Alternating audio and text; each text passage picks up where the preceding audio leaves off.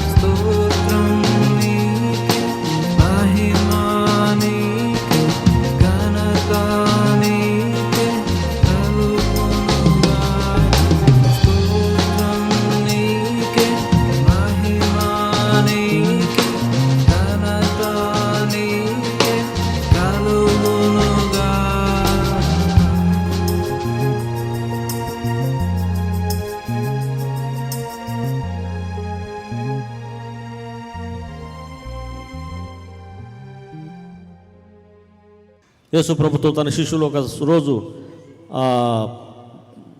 నావలో వెళ్తున్నారు. అకస్మాత్తుగా తుఫాను వచ్చింది. వెంటనే వాళ్ళు వచ్చి ప్రభు దగ్గరకు వచ్చి లేపారు. ప్రభా మేము నశించిపోతున్నాం ప్రభా, లేవు అంటే ఆయన గాలిని తుఫాను గద్దించాడని బైబిల్లో రాయబడింది. మరి ప్రభు వాళ్ళతోనే ఉన్నాడు కదా, తుఫాను ఎందుకు వచ్చింది, ఆ భయం ఎందుకు వచ్చింది, మేము ఎట్లా చచ్చిపోతామంటున్నారు వాళ్ళు. జీవమునకు అధిపతి అనే దేవుడు వారితో ఉన్నాడు. చచ్చిపోయిన లేపేస్తాడు ఆయన. అన్నీ చూస్తున్నారు. 5,000 మందికి ఆహారమును 5 రొట్టెలు 2 చేపలు పంచిపెట్టాడట. ఇట్లాంటి కార్యము ఎన్నో చేస్తున్నాడు ఆయన. కానీ సమస్య రాగానే మళ్ళీ మేము నశించిపోతున్నాం, మేము చచ్చిపోతున్నాం, మేము పాడైపోతున్నాం, మేము మునిగిపోతున్నాం అంటున్నారు. జీవాధిపతి పక్కనే ఉన్నాడు. నేను నీకు తోడై ఉన్నానని చెప్పిన దేవుడు వారితో ఉన్నాడు. కానీ వారికి కూడా తుఫాను, వారి నావ మీద కూడా తుఫాను వచ్చింది. వారి నావను కూడా ముంచివేయటకు ప్రయత్నం చేసింది ఆ తుఫాను. యేసు ప్రభు యుద్ధకు వచ్చి వారు ప్రార్థించిన అది ప్రార్థన. ప్రభువా రక్షించు, అది ప్రార్థన. వెంటనే లేచిన గాలిని తుఫాను ఆగు గద్దించినాడు. విశ్వాసుల యొద్ద ఒక తుఫాన్లు వస్తున్నాయి. విశ్వాసుల జీవితంలో తుఫాన్లు చెలరేగుతున్నాయి. విశ్వాసుల జీవితంలో కష్టాలు కష్టాలైన తుఫాను, అవమానమైన తుఫాను, నష్టమైన తుఫాను, ఆర్థిక సమస్యలైన తుఫాన్లు చెలరేగుతున్నాయి. నువ్వు అదిరిపోయి బదిరిపోయి నువ్వు లోకం తడు తిరుగుతున్నావా? లీడర్ల దగ్గర పరిగెత్తున్నావా? పెద్ద మనుషుల పరిగెత్తున్నావా? యేసు పాదం దగ్గర పరిగెత్తు. యేసుక్రీస్తునికే మహిమ. శిష్యులు ఎక్కడికి వెళ్ళారు? ఆ యొక్క నావలో, ప్రభువా మేము నశించిపోతున్నాం, లేగు లేపు లేపు లేపు లేపారు ఆయన. నిద్రపోతున్నాడు. ప్రభు లేగు, మేము నశించిపోతున్నాం. మేము మీకు చింత లేదా ప్రభు? నశించిపోతున్నాం, మేము చనిపోతున్నాం ప్రభువా. అల్ప విశ్వాసులారా ఎందుకు సందేహపడుతుంది అన్నట్టు ఆయన. మీరు ఎందుకు విశ్వాసమును పోగొట్టుకుంటున్నారు? ఆయన వైపు చూచి రక్షణ పొందండి. భూతిగంత నివాసులారా ఆయన వైపు చూస్తే రక్షణ. అందుకే యేసు వైపు చూచుచు మీ ఎదుట ఉంచబడి పరుగు పందెంలో ఓపికతో పరిగెట్టండి. ఆయన వైపు చూచుచు భారమును మోస్తూ పరిగెత్తండి, జయించుచూ పరిగెత్తండి, ప్రార్థించుచూ పరిగెత్తండి. గిద్యోను అంటున్నాడట, నువ్వు మాకు తోడై ఉంటే, దేవుడు మాకు తోడై ఉన్నాడలా. ఈ కష్టములు ఎందుకు వస్తున్నాయి? ఈ బాధలు ఎందుకు వస్తున్నాయి? ఈ కన్నీళ్ళు ఎందుకు వస్తున్నాయి? ఈ శ్రమలేంటి? మాకు శత్రువుల మధ్యన చిక్కుకున్నా, మాకు ఆహారం లేదు, పొలాలు పండించుకోవట్లేదు, పండించుకోలేకపోతున్నాం, మేము సుఖంగా బ్రతకలేకపోతున్నాం, మా చుట్టూ శత్రువులు ద్వారములు మూసివేశారు, చాలా హీన దశకు మేము దిగజారిపోయినాం అని ఆయన దేవునితో మాట్లాడుతున్నట్లుగా బైబిల్లో వ్రాయబడి ఉన్నది. మరొక మాట అన్నడట, మా పితరులు మాకు వివరించిన అద్భుత కార్యములేవి?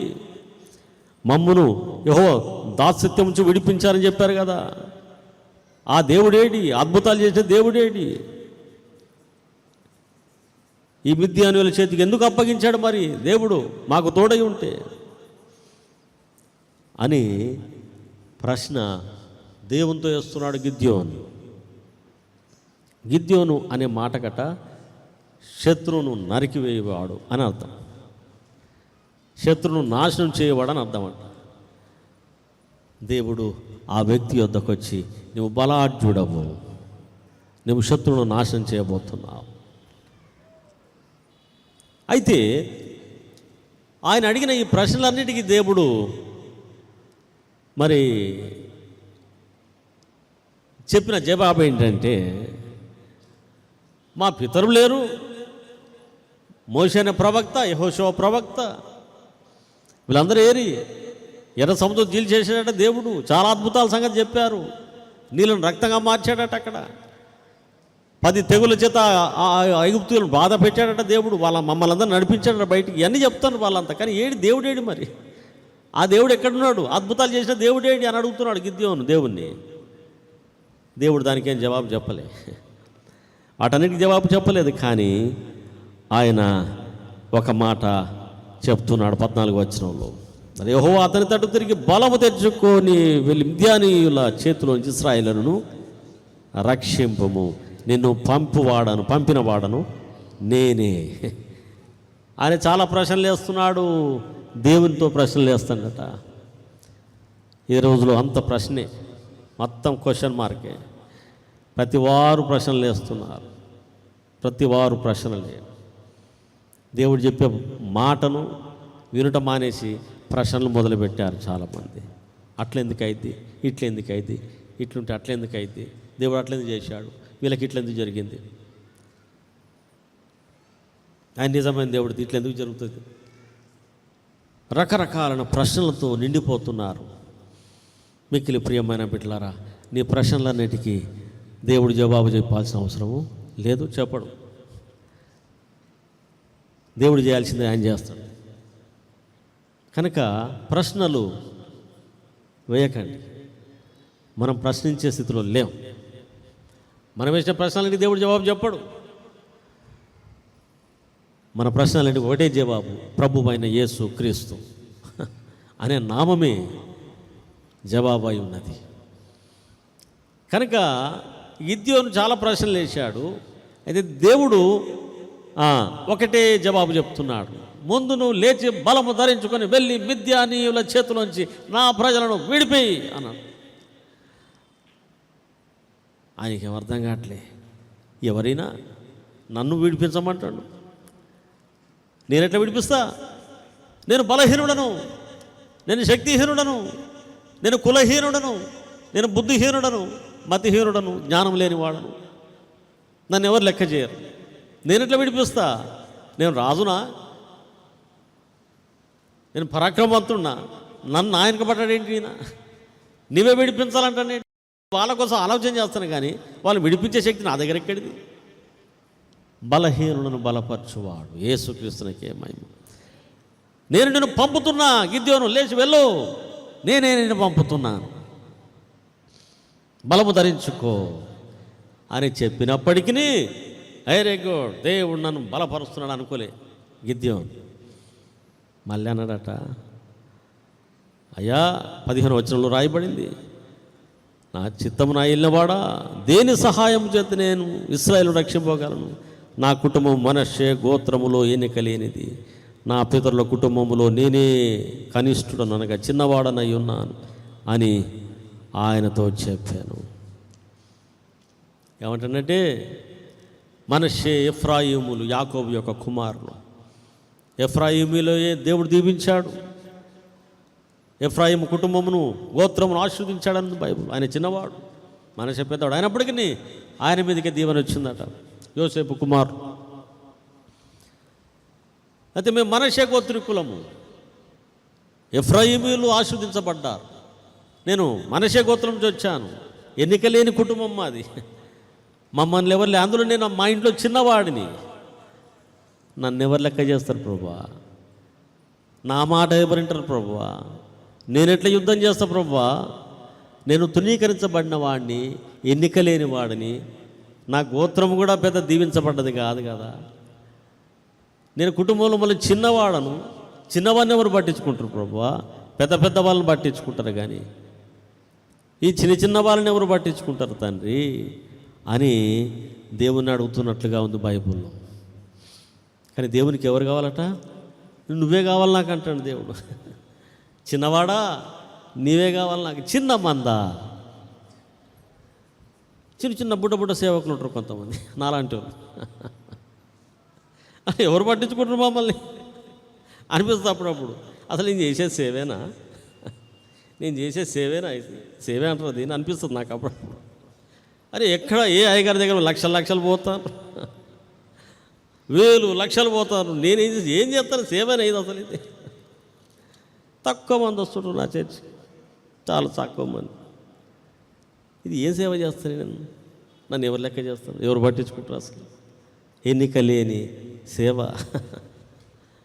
ఎన్నిక లేని జీవితం, ఎన్నిక లేని ప్రజలం, ఎవరు సమాజంలో పెద్ద లెక్క లేనివారు.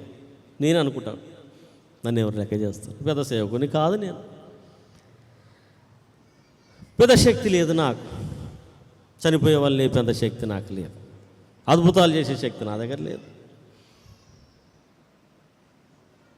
నా దగ్గరికి వచ్చే ప్రజలకు చిన్న వాక్యం చెప్పి పంపిస్తాను.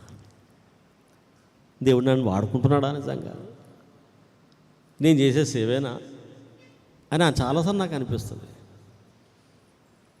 కానీ ఆయా సందర్భంలో దేవుడు నన్ను బలపరుస్తున్నాడు, నాతో మాట్లాడుతున్నాడు, నాకు దర్శనమిస్తున్నాడు, నన్ను ముందుకు నడిపిస్తున్నాడు. అందుకే ముందుకు నడుస్తున్నా.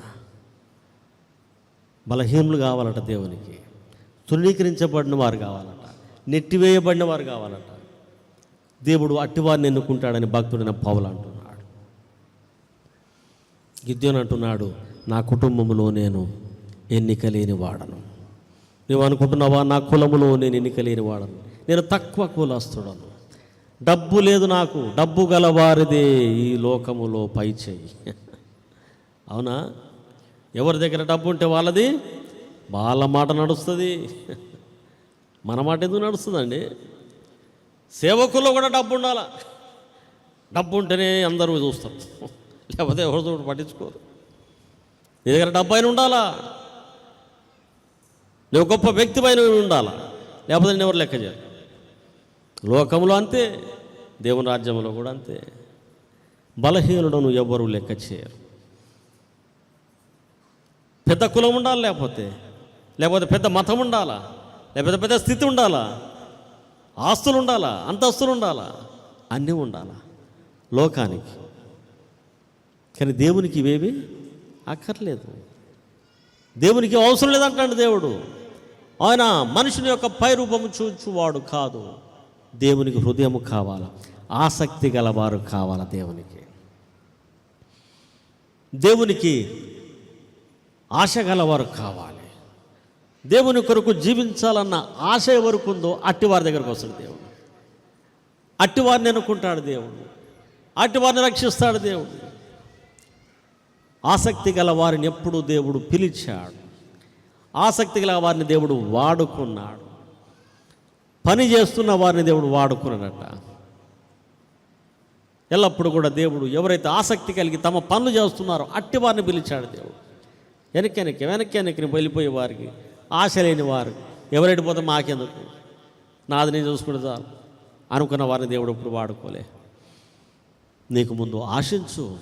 దేవుని కొరకు జీవించాలని ఆశ నీకు ఉండాలా, నేను నమ్మకంగా ఉండాలని ఆశ నీకు ఉండాలా, దేవుని వాక్యాన్ని అనుసరించి నడుచుకోవాలని ఆశ నీకు ఉండాలా. ముందు నేను పరలోకం వెళ్ళాలనే ఆసక్తి, ఆశ నీకు ఉండాలా. దేవుని కొరకు నేను ఏదో ఒకటి చేయాలనే ఆశ నీకు ఉండాలా. దేవుడు నిన్ను వాడుకుంటాడు. మిక్కిలి ప్రియమైన దేవుని బిడ్డలారా, అయితే దేవుడు గిద్యోను బలపరిచినట్లుగా బైబిల్లో రాయబడింది. అతనికి నమ్మకం లేదు. గిద్యోను ఒక భయస్థుడు. దేవుడు నువ్వు పరాక్రమవంతుడవు నువ్వు అంటాడు దేవుడు. కానీ గిద్యోను చాలా భయం గలవాడు. తన యొక్క గోత్రానికి భయపడేవాడు, తన ఇంటి వారికి భయపడేవాడు, ఆ జనులకు భయపడేవాడు. దేవుడు అనేకమైన సూచనలతో గిద్యోను బలపరిచినట్లుగా బైబిల్లో రాయబడింది. దేవునికి చాలా పరీక్షలు పెట్టాట గిద్యోను, అబ్రహాము పెట్టినట్లుగా. అబ్రహాం కూడా చాలా పరీక్షలు పెట్టాడు. ఆ సొదొమ గుమరను నాశనం చేస్తా అంటే ఏం చేశాడు ఆయన? అయ్యా 45 మంది ఉంటే ఏం చేస్తావు, 25 మంది ఉంటే ఏం చేస్తావు, 30 మంది ఉంటే ఏం చేస్తావు, 25 మంది ఉంటే ఏం చేస్తావు, 10 మంది ఉంటే ఏం చేస్తావు, ఇట్లా బేరాలాడాడు. అలాగే టెస్టులు, అలాగే ఈ గిద్యోను కూడా పరీక్షలు పెడుతున్నాడు దేవునికి. మనం కూడా చాలాసార్లు దేవుని నమ్మలేము. దేవుని విషయంలో పరీక్షలు పెడుతుంటాం మనం. ఈ దర్శనం వస్తే, ఇది అయితే, అది జరిగితే, ఇది అయితే నేను నమ్ముతా అనుకుంటుంటాం మనం. మంచిదే, దేవుడు దానికి ఏమి మాట్లాడు. గిద్యోను చెప్పిన వాటన్నిటికీ దేవుడు ఒప్పుకున్నాడు. ఆయన చాలా పరీక్షలు పెట్టాడు దేవునికి. నువ్వు ఇక్కడనే కూర్చో, నేను ఇంటికి పోయి వస్తా, నేను కొంచెం మాంసమును కొంచెం రొట్టె తీసుకొని వస్తా, తింటావా మరి అని అడిగినట్టు. నువ్వు నిజంగా దేవదూతవా, దేవుడు పంపించాడు నేను, అది నువ్వు పరీక్ష ఇంటికి పోయి వస్తా, అప్పుడు ఇక్కడే కూర్చోవాలి చెట్టు కింద. సరే పోయిరాపు. ఆయనకి పోయి రొట్టెలు చేసుకొని మాంసం తయారు చేసుకొని సట్టి తీసుకొని వచ్చాడు, దీక్ష కుండ. సరే 5 ఆ బండ మీద పెట్టు అని చెప్పిండట. తన చేతులు నా కర్రతో దానికి ఇట్లా ముట్టిండట, తలిగించాడు. బగ్గమని మండిపోయింది అదంతా. వామ్ము, ఆ మంటలో ఆయన అదృశ్యమైపోయినట్టుగా బైబిల్లో రాయబడింది. నేను దేవుని చూచి తిని అన్నాడట అప్పుడు గిద్యోను. మనిషి అనుకుని ఇప్పటిదాకా, ఆ పక్కూర ఆయన అనుకుని ఇప్పటిదాకా, కానీ మనిషి ఇప్పటిదాకా నాతో మాట్లాడినవాడు మనిషి కాదు, ఆయన దేవుడు. నేను దేవునితో ముచ్చటించి తిని, నేను దేవుని చూచి తిని, దేవుడే నన్ను బలపరిచినాడు. అమ్మా, నేను దేవుని చూసి చచ్చిపోలే, బ్రతికాను అనుకున్నట. అబ్బా, ఎన్నిసార్లు మాట్లాడింది దేవుడు నాతో, ఎంతసేపు మాట్లాడాడు. ఆయన చెట్టు కింద కూర్చోబెట్టింది, నేను ఇటుకు వచ్చేదా కూర్చున్నట్లే. అంత ప్రేమ గలవాడు నా దేవుడు. తన ప్రజలను రక్షించుటకు, బాధలో ఉన్న వారిని విడిపించుటకు ఎంతసేపు చెట్టు కింద కూర్చున్నాడు. నేను ఎంతసేపు చెట్టు కింద కూర్చోబెట్టిన ఆయన్ని, దేవుని కూర్చోబెట్టినాడు ఆయన. యేసుక్రీస్తునికే మహిమ కలుగునుగా. ఆమేన్. నువ్వు బాగయ్యేదాకా, నువ్వు సరిచేసేదాకా, నీ పాపం విడిచిపెట్టేదాకా, నీ రహస్య పాపాలు మానుకునేదాకా ఆయన చేతులు చాపుతూ దినమంతా ఎదురు చూస్తున్నాడని బైబిల్లో రాయబడింది. నీవు తిరిగి ఆయన ఒడిలోకి వచ్చేంత వరకు నీ కొరకు ఆయన కనిపెడుతూ ఉన్నాడు. నా కుమారుడు ఎప్పుడు వస్తాడు, నా కుమార్తె తిరిగి నా వైపు ఎప్పుడు తిరుగుతుంది, ఎప్పుడు నా ఎద్దకు మళ్ళీ వస్తారు, మీరు ఎప్పుడు నేను నా సన్నిధిలో ప్రార్థిస్తాడు, ఈమె ఎప్పుడు తిరిగి నా యందు భయభక్తులు నిలుపుతుందని నీ కొరకు ఆయన చేతులు చాపి ఎదురు చూస్తున్నాడు. గిద్యోను కొరకు చెట్టు కింద కూర్చున్నట్లుగా గిద్యోను తిరిగి ఇంటికి వెళ్ళి వచ్చే వరకు కూర్చున్నాడట. మళ్ళీ కొద్ది నిమిషం మళ్ళీ వచ్చాడు, మళ్ళీ మాట్లాడుతున్నాడు. నువ్వు నిజంగా దేవునివేనా, నువ్వు నిజంగా దేవదూతవేనా? అయితే నేను ఒక చిన్న పరీక్ష పెడదాం అనుకుంటున్నా. ఊలుంది, గొర్రెల బొచ్చు, తెల్లని బొచ్చు, అది తీసుకొచ్చి నేను భూమి మీద పెడతా రాత్రంతా. ఆ గొర్రె బొచ్చు మాత్రమే మంచుతో నిండిపోవాలి, భూమి మీద మంచు పడదు. ఒక టెస్ట్ పెట్టింది దేవుడు, అప్పుడు నమ్ముతా నేను. సర్లే మంచిది. ఆ గొర్రె బొచ్చు తీసుకొచ్చాడ పెట్టిండట. తెల్లారి వచ్చి చూసుకున్నాడు, ఎక్కడ మంచు లేదు. చెంబుడు బకెట్ నిండిపోయింది, అది పిండిండట. ఆ బొచ్చు పిండితే తెల్లని బొచ్చు మొత్తం నీళ్ళే. అరే నిజంగా దేవుడు మళ్ళీ వచ్చాడు. అయితే ఈరోజు భూమి అంతా ఎక్కడ చూసినా మంచు ఉండాలా, నేను పెట్టిన ఆ గొర్రె బొచ్చు మాత్రం మంచి పడదు. మళ్ళీ ఒక టెస్ట్ పెట్టండి దేవుని. సరే కానీ అది కూడా కానీ ఏం పర్లే, ఎంత ఓపిక చూడండి దేవునికి. తన ప్రజలను ఏ విధముగా నన్ను రక్షించాలా, తన ప్రజల హీన దర్శించి వారిని విడిపించాలా, ఆయనకు ఒక మనిషి కావాలా. అందుకే ఆయన్ని సిద్ధం చేస్తున్నాడు దేవుడు గిద్యోను సిద్ధపరుస్తున్నాడు. బలహీనుడు ఆయన, భయపడిపోతున్నాడు. దేవుడు నాకు ఎట్లా, నేను మోషని కాదు, యెహోషువని కాదు, నన్ను ఎట్లా వాడుకుంటాడు దేవుడు అని భయపడుతున్న ఆ గిద్యోనుకు దేవుడు అనేక సూచనల చేత అతని విశ్వాసాన్ని బాగు చేసి బలపరిచి తయారు చేస్తున్నాడు. యేసుక్రీస్తునికే మహిమ. అందుకే బలహీనులను బలపరచువాడు ఆయన, శక్తిహీనులకు బలాభివృద్ధి కలగజేయవాడు ఆయనే, బలహీనులకు బలము ధరింపజేయవాడు కూడా ఆయనే. ఎంత గొప్ప దేవుడు!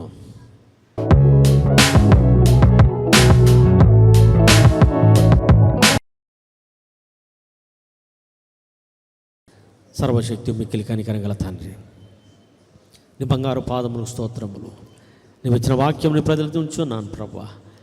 ఎంతమంది మంచి మనసుతో అని విన్నారు, నీ ఆత్మతో వారిని బలపరచండి, వారి కన్నీళ్ళు తుడిచివేయండి, వారి బాధల సమస్యలు తీర్చండి స్వామి. యేసు నామమున వారి కష్టాలు కడతీర్చండి. ఈరోజు ఎంతమంది మా ప్రార్థనలపై ఆధారపడి జీవిస్తున్నారు, అందరికీ ప్రార్థిస్తున్నాం. పేరు పేరు వరుసన హాస్పిటల్లో ఉన్న వారిని జ్ఞాపకం చేసుకోండి తండ్రి. రుణ బాధలు చిక్కుకున్న బిడ్డలకు విడుదల దయచే, సంతానం లేని సంతానం దయచే ప్రభావ. నిరుద్యోగస్తులైన వ్యవస్థలకి యవనస్తురాలకి ఉద్యోగాలు దయచేయండి, ప్రమోషన్లు దయచేయండి, ట్రాన్స్ఫర్లు దయచేయండి. చాలామంది బిడ్డలు ఏడుస్తున్నారు నాయనా, వారి పిల్లల్ని ఆశీర్వదించండి. వారిని పట్టి పీడిస్తున్న రోగములను శపిస్తున్నామని విడుదల. దేవుని బిడ్డలు పీడిస్తున్నటువంటి ప్రతి జబ్బు యేసునామములో వెళ్ళిపోనని చెప్పిస్తున్నా. నడినెత్తి మొదలుగా అరికాల వరకు ఉన్న ప్రతి అవయవంలో ఉన్న ప్రతి చెడ్డ రోగములను యేసుక్రీస్తు నామమున శపిస్తున్నా.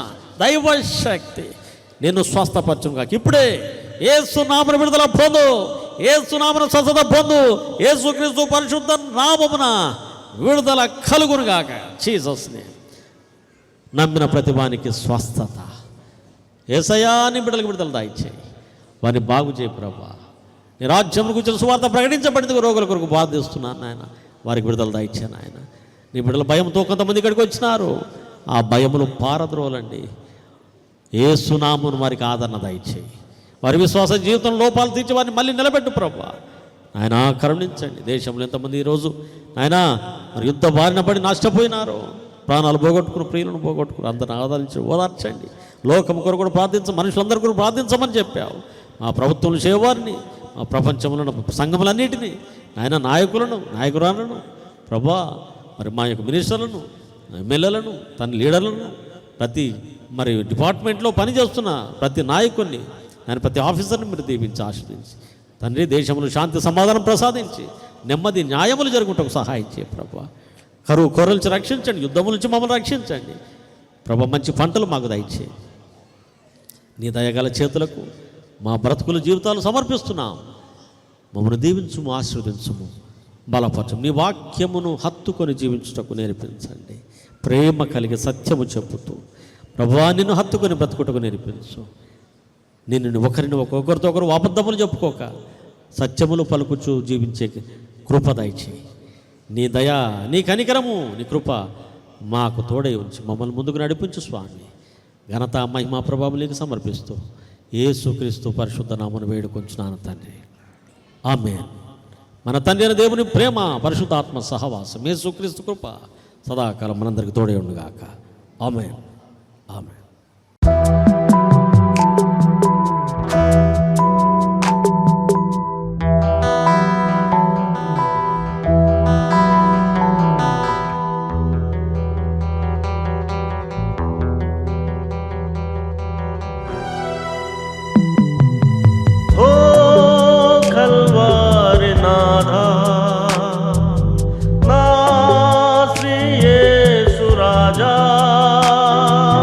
కరుణించవా, సరిచేయవా, నీ రక్తంతో, నీ రక్తంతో. ఓ కల్వారి నాథా, నా శ్రీ యేసు రాజా, కరుణించవా, సరిచేయవా, నీ రక్తంతో, నీ రక్తంతో.